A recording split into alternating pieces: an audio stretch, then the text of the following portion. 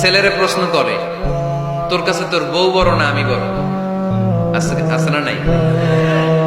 এটা একটা প্রশ্ন হইল। তোর বউ বড় না আমি বড়? দুইজনেই বড়। দেখ, ছেলে সুন্দর উত্তর দিছে, আমার কাছে ভালো লাগছে উত্তরটা শুনে।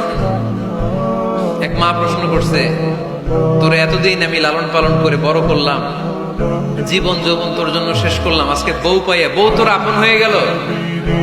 এবার ছেলে উত্তর দিছে, মা, আমার মুখ থেকে মা ডাক শোনার জন্য তুমি কি কষ্টটাই না করছো জীবনে।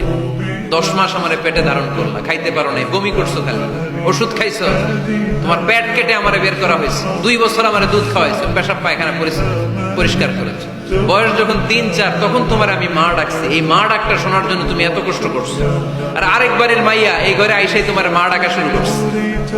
যেই মেয়েটা তোমারে মা ডাকে সে আমার আপন হবে না কেন মা? ঠিক কিনা?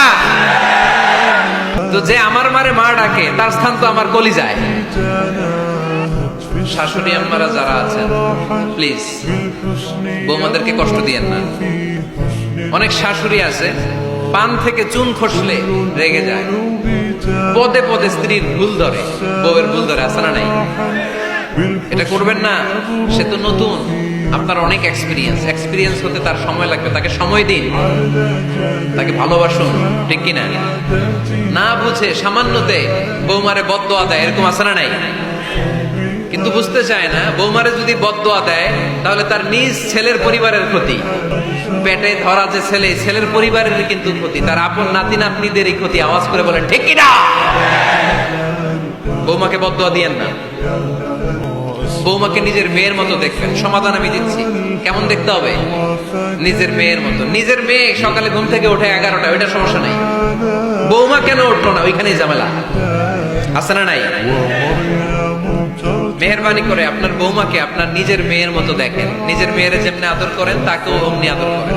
আপনার বৌমারে যদি আপনি কষ্ট দেন, মনে রাখবেন আপনার নিজের মেয়েটাও আরেকবারের বউ হয়ে কয়েকদিন পরে যাবে। আপনি যা যা করবেন আপনার মেয়েকেও তারা ওই রকম কষ্ট দিয়ে বাড়িতে ফিরিয়ে দিবে। চিল্লায় বলেন ঠিক কিনা? খবরদার, টিট ফর ট্যাট। ইট্টি মারলে পাটকিলটি খেতে হয়।